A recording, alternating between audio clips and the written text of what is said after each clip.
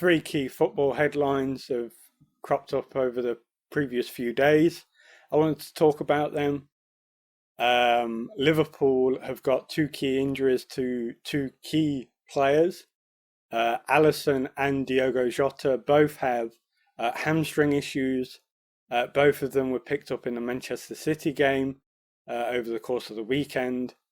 Alisson's expected to be cleared fit in 5 games' time, meaning that he's going to miss 5 games, possibly return in mid-December time. Diogo Jota's injury looks a bit more serious, and it's unclear when Diogo Jota will return for Liverpool.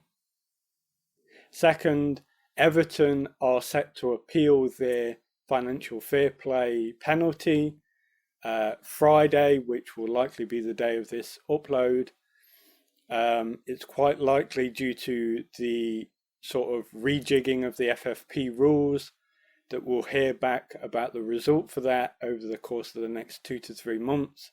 So likely to hear the results of that before the end of the season, potentially meaning that if Everton have a particularly bad season and the result is overturned, that it could mean that they may not be relegated.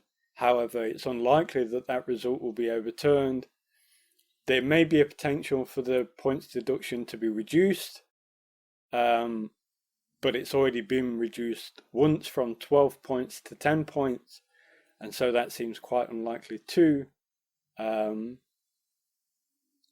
supporters obviously held that protest over the weekend, and it's unclear at this point how successful that was with regard to swaying the Premier League and FFP decision makers.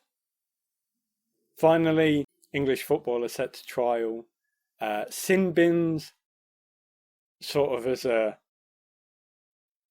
orange card, if you like, a 10-minute sin bin.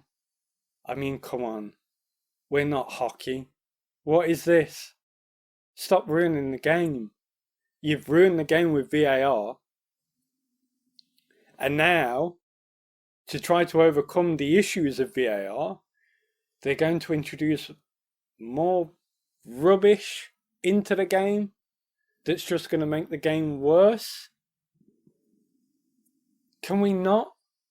Can we just get rid of VAR and say, oh, if we get rid of VAR, we don't need the sin bin thing.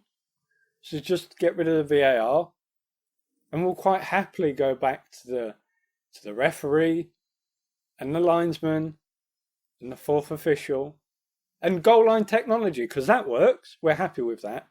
So leave that, get rid of the VAR, and we'll do the goal line technology, the referee, the linesman, and the fourth official. And if there are mistakes, then, well, we'll live with it, because we know how rubbish VAR is now. So any complaints that we could possibly have about how rubbish the referee is nothing compared to the complaints that we've had about VAR. So let's go back to that. And I'll probably do a video on VAR at some point in the future. It's mind-blowing how bad that thing is, and how bad a decision it was to bring that in, to implement that, and to not foresee the issues that we were obviously going to have with that. Terrible mistake. And now let's introduce yet another rule. And by the way, just an aside to this, everything that degrades over time, it degrades as a consequence of making things overcomplicated.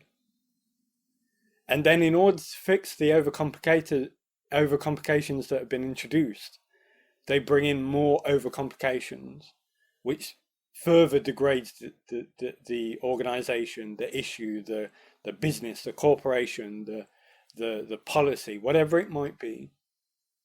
Every overcomplication that is introduced just leads to more overcomplication and more degradation. And that's what we're experiencing in football today. We overcomplicated things with goal line technology, which, yeah, it works, but then that spurred people on to introduce more overcomplication in VAR. And now to fix the issues of VAR, we're now overcomplicating things and adding a sin bin. And what comes after that when that fails? And something after that when that third thing fails, we just keep overcomplicating and degrading the sport. How about shove all that crap and let's just go back to playing football? Let me know what you think in the comment section below. Don't forget to like, share and subscribe. I'd like to hear what you think about sin bins and the potential for adding more overcomplications to the sport. Have a great day.